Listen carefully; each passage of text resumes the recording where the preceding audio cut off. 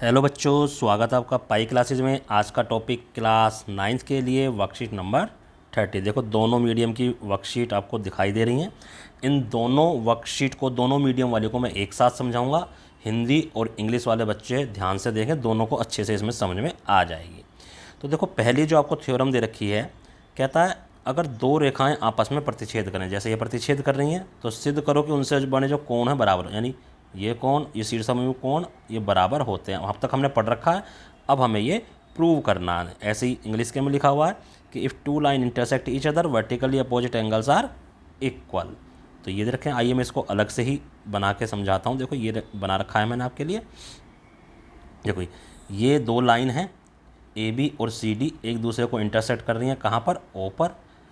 ठीक है, तो given line A B and C D intersect each other at point O as shown in figure. इस तरह से तो इसको लिखेंगे इंग्लिश वाले बच्चे, और जो मैंने ब्लैक लाइन से लिख रखा, रेखा ए बी व सी डी एक दूसरे को ऊपर काटती हैं, ये हिंदी वाले बच्चे लिखेंगे। अब ठीक है, वो इंग्लिश वाली लाइन ना पढ़ें और हिंदी वाले इंग्लिश ना पढ़ें और इंग्लिश वाले हिंदी को ना पढ़ें।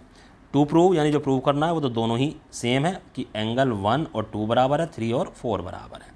अब देखो, आपको फिगर में क्लियरली दिखाई दे रहा होगा ए ओ बी, यानी ये जो लाइन है, ये एक सीधी लाइन है। जब सीधी लाइन है तो इसका मतलब क्या? 3+2 सीधी लाइन यानी स्ट्रेट लाइन है, तो ए ओ बी एक सीधी रेखा है। ये हिंदी वालों के लिए। तो ए ओ बी जब एक सीधी लाइन है, बल्कि हम ए ओ बी की बजाय, क्योंकि हमने जो लिया है, हम पहले ये ले लेते हैं सी ओ डी एक सीधी रेखा है। यहाँ ए ओ बी की बजाय हम क्या लिख देते हैं? सी ओ डी।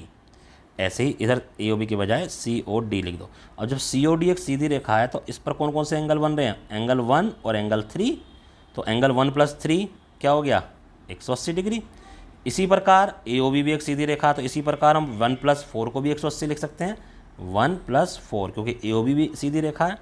अब ज़रा ध्यान से देखो, from equation 1 and 2, equation 1 and 2 से क्या आ रहा है? ये 180 है, ये भी 180, दोनों बराबर हैं। तो ये जो लेफ्ट हैंड साइड है दोनों की, ये भी दोनों के बराबर होनी चाहिए। तो लेफ्ट हैंड साइड के इक्वल आ गई। यहाँ एंगल 1 से एंगल 1 कट आउट हो गया। तो इस प्रकार angle 3 is equal to angle 4। तो ये हमारा प्रूव हो गया, ये वाला पोर्शन। इसी तरह से हम ये वाला पोर्शन, तो हमें लिख के दिखाने की जरूरत नहीं है, हम सीधे कर देंगे। इसी प्रकार जो हमारा एंगल है 1 इज इक्वल टू 2, जैसे हमने 3 इज इक्वल टू प्रूव करा, तो सिमिलरली लिख दो इंग्लिश वाले, और हिंदी वाले इसी प्रकार लिख दो, और angle 1 is equal to angle 2, ये हमारा प्रूव हो जाएगा। आओ, ये दूसरा क्वेश्चन दे रखा है। देखो, मैं हिंदी और इंग्लिश दोनों का बता देता हूँ। ये हमारा को फिगर है, एक सीधी रेखा दे रखी है हमें पी ओ क्यू, एक लाइन जो है ओ एस ये हमारी इसके ऊपर है। अब देखो, ये एक पूरा एंगल बन गया। इसका जो समद्वि भाजक, यानी इसको दो पार्ट में डिवाइड करने वाली लाइन ये है। इधर एक एंगल इधर बन रहा है, इसको सॉरी, इसको दो पार्ट में डिवाइड करने वाली लाइन ये है। Means this angle and this angle are equal, this angle and this angle are equal. ये तो हमें प्रूव करना है आर ओ टी, ये जो समद्विभाजक बने हैं ना, ये यानी ये एंगल, ये पूरा एंगल हमें फाइंड आउट करना है। ऐसे ही इसमें कहता है कि एक लाइन दे रखी है और ओ एस उस पर स्टैंड है, ये पी ओ क्यू है, ये ओ एस बन गई है। तो अब एक पोर्शन हमारा इधर का बन गया, एक इधर का बन गया। इसको डिवाइड करते हुए ये वाली लाइन आ गई, इधर इसको डिवाइड करते हुए ये वाली लाइन आई। तो हमें एंगल फाइंड आउट करना है ये जो बन गया, यानी आर ओ टी, ये हमें फाइंड आउट करना है। आइए, ये देखो हमने बना रखी है। अब पी ओ क्यू हमारी लाइन दे रखी थी और ओ एस इस पर थी, और कह रहा है ये जो ओ आर मैंने ब्लैक से बना रखा है, यहाँ से लेकर यहाँ तक का, ये किसका? इस पूरे एंगल का, यानी इस पूरे एंगल का ये दो पार्ट में डिवाइड करता। तो हमने क्या मान लिया? पी ओ और आर। ठीक है, एंगल यहाँ से शुरू हुए पी ओ आर, और किधर को चलेगा? इधर को चलेगा पी ओ आर, और ऐसे इधर से शुरू हुए और एस ओ आर। ये दोनों एंगल हमने एक्स मान लिया, यानी ये भी एक्स, ये भी एस। ऐसे जो दूसरी साइड के एंगल है, ये हमने वाई मान लिए दोनों के दोनों, क्योंकि ये हमें गिवन है। और क्यों मान, अब देखो आगे जाके, ये पी ओ क्यू क्या है? सीधी रेखा है ना। तो ये हमारी, तो देखिए, पी ओ क्यू एक हमारी सीधी रेखा है। हिंदी वाले इस तरह से लिख लेना, P O Q is a straight line, ये आ गया। अब चित्र के अनुसार देखो, जब ये सीधी रेखा है तो ये सारे एंगल, ये वाला एक्स वाई ये सब सेम इसी लाइन पर बन रहे हैं। तो इन सबको जोड़कर क्या आना चाहिए? 180 आना चाहिए। वही हमने करा, एक्स प्लस वाई 180, ये दोनों ऐड हो गए 2x हो गया, ये दोनों ऐड हो गए 2y हो गया 180। 2 कॉमन ले लिया, कॉमन ले लिया, अंदर x प्लस वाई बचा। अब इस 2 से हमने इस 180 को डिवाइड कर दिया तो 90 आ गया। तो x प्लस वाई कितना आ गया हमारे पास? 90। अब ज़रा देखो ये जो x प्लस वाई है यानी ये वाला और ये वाला, ये r, ये जो ब्लैक से बन रहा पूरा एंगल, ये ऐसे और ये ऐसे, ये पूरा एंगल ROT बन गया। यही तो हमें फाइंड आउट करना था। तो ये हमारा फाइंड आउट करके ROT कितना आ गया? 90 डिग्री, जो कि हमें निकालना था। अब देखते हैं आपका, आप प्रयास कीजिए। देखो दोनों फिगर दे रखे हैं, ये हमारी पहली फिगर है, इसमें बता रखा है कि POY ये एंगल 90 डिग्री का है, ये A दे रखा है, B दे रखा है और A और B का रेशियो भी दे रखा है। तो कहता C की वैल्यू फाइंड आउट करो। ठीक है, इसी तरह से ये क्वेश्चन है। आइए देख तो करते हैं इसको हमने ये फिगर बना लिया, ये हमारा 90 डिग्री था, ये A है, ये B है और ये C है। देखो POY 90 डिग्री हमें दे रखा है, A रेशियो B 2:3 दे रखा, तो माना या लेट ऐसे लिख सकते हैं। रेशियो हटाएंगे तो इधर कोई भी कांस्टेंट लगा दो। A की वैल्यू हमने 2x मान ली, B की वैल्यू हमने 3x मान ली।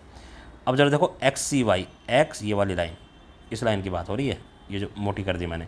XCY सीधी रेखा है, तो ये इस पर एंगल A बन रहा है, B बन रहा है, A बन रहा है, 90 बन रहा है। तो इन तीनों का सम क्या होना चाहिए? 180 डिग्री।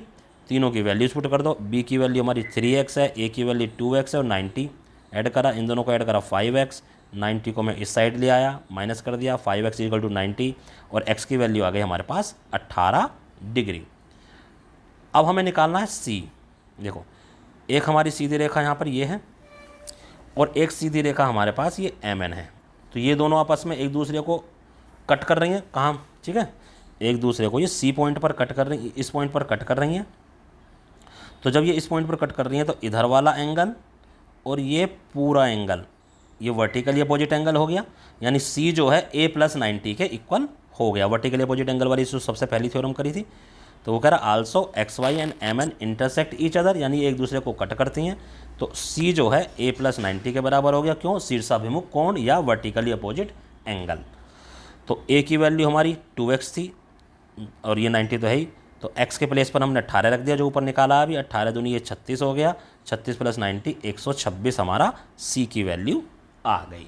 तो ये हमने फर्स्ट क्वेश्चन कर लिया इस टाइप से। Now second question. Second question की देखो आपको फिगर दिखाई दे रही है, फिगर में XYZ निकालना, ये सीधा फिगर है, XYZ की वैल्यू निकालनी है। दो लाइनें आपस में इंटरसेक्ट कर रही हैं।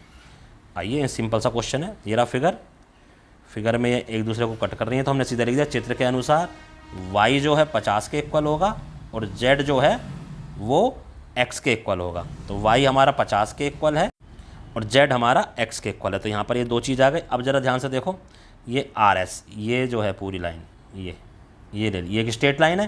तो इस पर कौन कौन सा एंगल बन रहा है? z और 50। स्ट्रेट लाइन है या सीधी रेखा है, हिंदी वाले हिंदी में लिखें, इंग्लिश वाले इंग्लिश में। तो z जमा 50 180, 50 को हम इस साइड ले आए, माइनस हो गया, तो z की वैल्यू क्या आ गई? 130। अब z किसके बराबर है? x के बराबर है। तो x z जब 130 आ गया तो x भी हमारा 130 आ गया और y हमने ऊपर पहली बार में ही निकाल दिया था। तो सिंपल सा क्वेश्चन था। तो इस तरह से बेटा ये आपकी वर्कशीट कंप्लीट होती है। उम्मीद करता हूँ आपको अच्छे से समझ में आई होगी। अब आपको करना क्या है, इस वर्कशीट को अपने टीचर को व्हाट्सएप पर सेंड करना है। धन्यवाद।